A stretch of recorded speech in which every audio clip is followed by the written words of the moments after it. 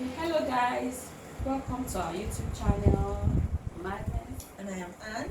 So today we'll be discussing about the challenges we experience Yes, as stay-at-home moms. and our life in general, our day-to-day life in general, as stay-at-home mom. So can you give us like a breakdown your journey to being a stay-at-home mom? Well, actually, okay, so I'm a lawyer. I graduated as a lawyer, and that feeling after graduation, you want to practice, you want to work, you want to see yourself in an organization working. Yeah. And when I got married, I started looking for a job and all that, but I couldn't get it simply because I was married and because I had a child as at the time. So that was how I started staying at home. Honestly, I did not see myself. It wasn't something you planned from I never planned. school that because we really have, like, if you schooled in the north, you always know that this one, I'm not going to work, I'm just going to get married, and my husband will take care of me. And but that was not the case for you, right? Not at all. Same with me here. I never, in fact, when I was in school, I always daydream on how I work in my office, my very big office, and how I dress properly and go to work with my high heel. I had all, how princesses imagine. That's how I already had that imagination. We all had the imaginations when we were growing up. But when we now, after the youth service and all, we got the job. In fact, I got a teaching job. I was pleased with the job, but the pay was nothing to write home about. I didn't even mind. I was like, okay, I can grow here, and teaching is something that I enjoy doing, so why not? And I had like a supportive partner. He was busy cheering me on that, oh, you can do this. In fact, my classroom decoration, I used to use like my personal money. Oh, that's nice. To decorate my class That's because fashion. because I enjoyed doing that. But the pay was, in fact, when I knew that I should stop teaching was when I had my son. I just knew that period was like over for me. Not that I didn't try to get other jobs. I did even get some jobs, but I had to consider distance, and now I have a new baby. I consider distance, and then mostly the conditions that come with the job, they were not favorable. So teaching was something I had to like put at the back and forge ahead with my life. That was how I now began my journey into entrepreneurship. I decided to learn tailoring and fashion designing. I did that, and I went. It's not like I went to all this uni school. I actually went to proper fashion design. Wow, that's nice. And I spent good money. So what happened to it? My sister, you know how you plan something in your head. You have a plan. In fact, you have strategized, and this is the angle. This is where I'll take it from. I did all of that. Initially, when I started, I had a lot of people patronizing me, or somewhere along the line, I don't know, maybe not for me. And that's one of the things that killed the thing in me, because I didn't have like people constantly patronizing me. I was spending money on electricity, I was spending money for fuel. I had a staff, whether we make sale or not, you just have to pay. I had to pay that staff, and it was draining, because I sometimes used to use my upkeep money to pay my staff, because I don't like telling people stories that, oh, sorry, we didn't make sale for the month, and I know that she also needs her own money. So I just thought, and Corona was the one that actually told me that you need to take a break from this business. After that Corona period, that Corona period actually crumbled a lot of businesses, and it actually helped some actually grew at that moment. But for small businesses, small businesses like actually crumbled. Yes, that was where I just knew that, oh no, I have to channel my energy into something else. And it's not like I'm just a stay-at-home mom with nothing to do. At one point or the other, I always find myself doing one thing or the other, but I'm not made that kind of money that I'm supposed to be making as a small-scale business. And if money is like, for me, I know that other things motivate you to do things, but for me, money is my driving factor.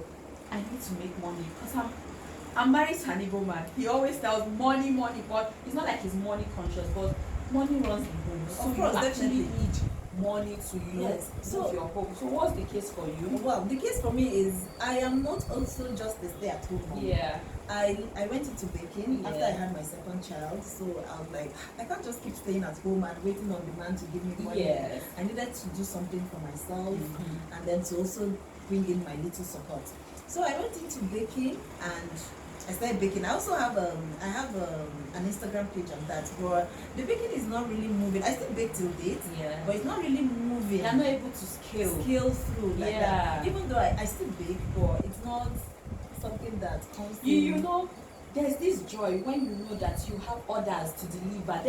That's the motivating factor. Yes. You know that I have deadlines to meet. That thing sort of pushes you to do more. Now for you to just like a day, why burn your gas when you just have like one?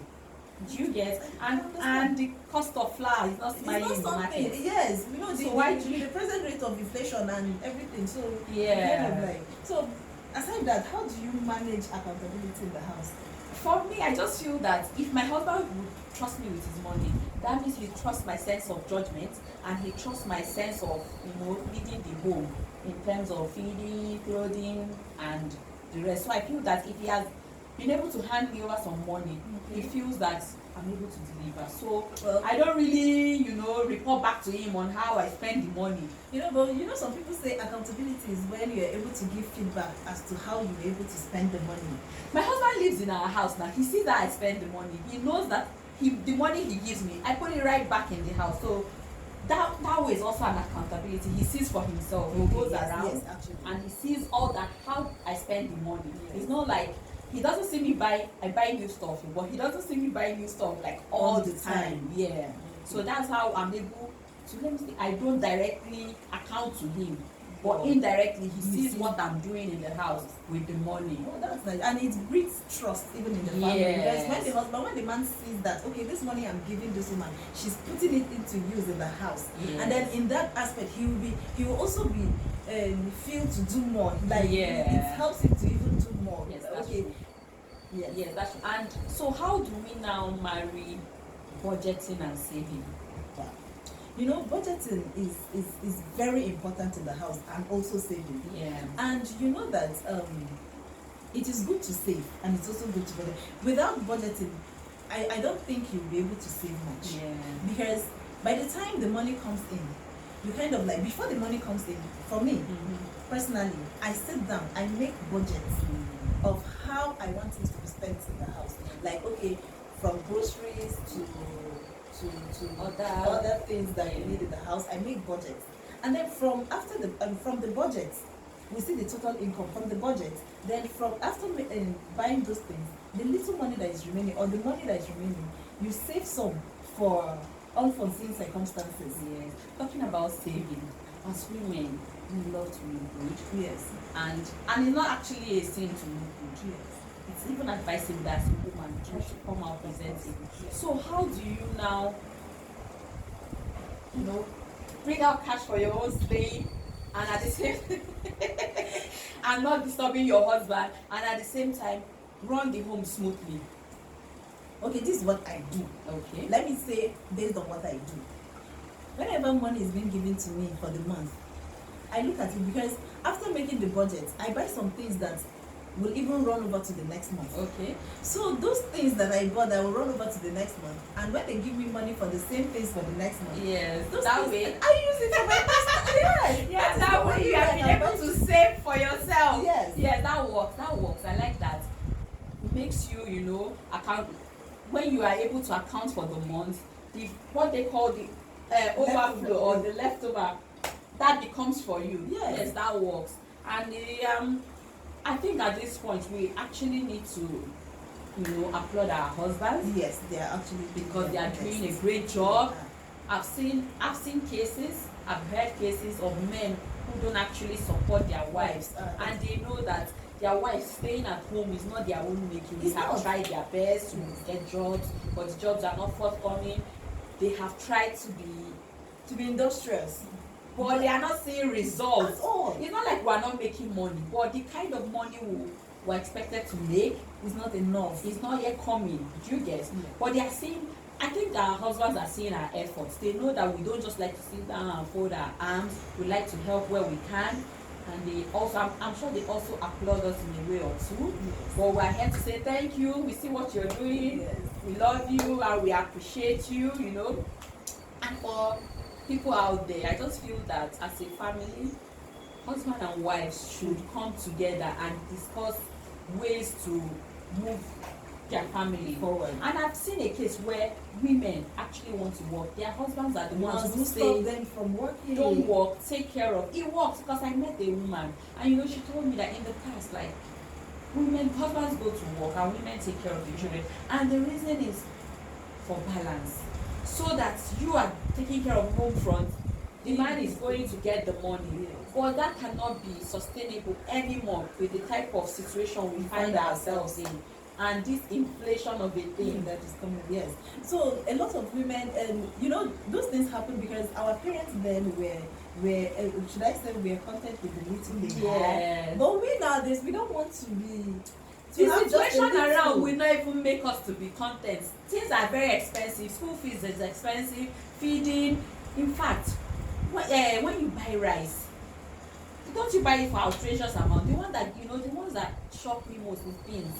When I go to buy beans, every time the money is climbing. Beans, in short, I've not bought beans for a while in my house. Let me not lie. I've not bought beans. You can imagine. So it is too expensive. Things are just going up, and salaries are not being increased, of course. So you see, I just feel that our men are doing a great job, and we are grateful for that. Yes. And we hope that other men too will also come in and help their wives. Yes. You know, I know it's not easy for one person to bear the home front. Yeah, but at the same time, in case you have jobs for us, so we are out there looking for jobs. We are not happy being housewife. It's not like we're not. I don't know the right word to put, but we're not okay that we're housewives. We want to do more.